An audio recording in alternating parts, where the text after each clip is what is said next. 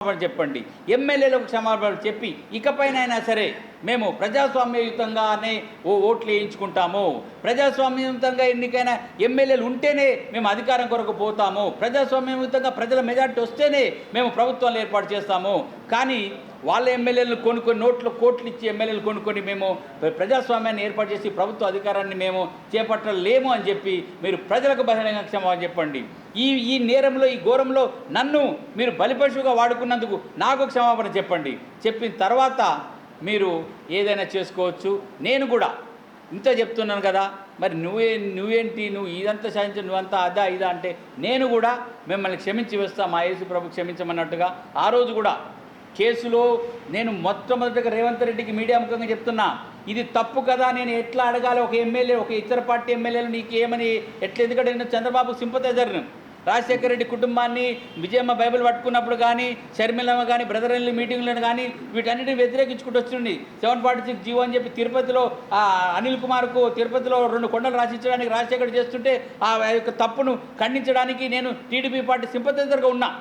అటువంటి నన్ను రాజకీయంగా వాడుకున్న తర్వాత నన్ను ఇదే విజయవాడ కోర్టులో ఈ విషయం నేను చెప్తే అక్కడ హైదరాబాద్లో కానీ ఢిల్లీలో కానీ ఎవరు నమ్మట్లేరు. ఇదే విజయవాడలో 6 నెలలు లాడ్జికు తిప్పిన మాట నువ్వు కాదా, ఏబి వెంకటేశ్వరరావు, ఇవాళ ఏదో మరేదో వెళ్ళిపోయి బనకచర్ర చినకచర్రలు అంటున్నావు, మరి నీకు వాళ్ళకి ఏం జరిగిందో తెలియదు.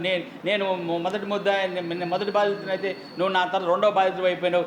AB Venkateswararao, Tulasi Prasad, task force DCP VVSS Prasad, వీళ్ళందరూ ఒక టీం అయితే వీళ్ళ వెనక నారా లోకేష్ బాబు, వాళ్ళ నాన్న చంద్రబాబు నాయుడు, వాళ్ళ నాన్న వాళ్ళ పిఏ శ్రీనివాసరావు, వాళ్ళ లోకేష్ అక్క కొడుకు కిలారి రాజేషు, తర్వాత చందు, దేవినేని చందు, 2 మంత్రులు, తర్వాత ఇక్కడ పెడన దగ్గర ఒక ఎమ్మెల్యే ఉంటాడు, ఆయన పేరు బోడే శివప్రసాద్, బోడే ప్రసాద్, వాళ్ళ లాడ్జీల్లో వాళ్ళ గెస్ట్ హౌస్లో నన్ను ఉంచి 6 నెలలు నన్ను దాచిపెట్టి ఇదే సత్యనారాయణపురం పోలీస్ స్టేషన్, నేను ఎస్ఐ గారికి కూడా ఫోన్ చేశాను, వచ్చారో లేదో తెలియదు, ఇంటెలిజెన్స్ వాళ్ళు కానీ ఎస్ఐ గారు కానీ. సత్యనారాయణపురం పోలీస్ స్టేషన్లో నా పైన నన్ను కేసీఆర్ పైన తప్పుడు కేసు పెట్టించడం దగ్గర మొదలు పెట్టుకుంటే ఆ తప్పుడు కేసు పెట్టేయడం ఒక తప్పు అయితే, ఆ తప్పుడు కేసుకు సంబంధించి విజయవాడ కోర్టులో 164 స్టేట్మెంట్ ఇప్పించారు తప్పుడుగా.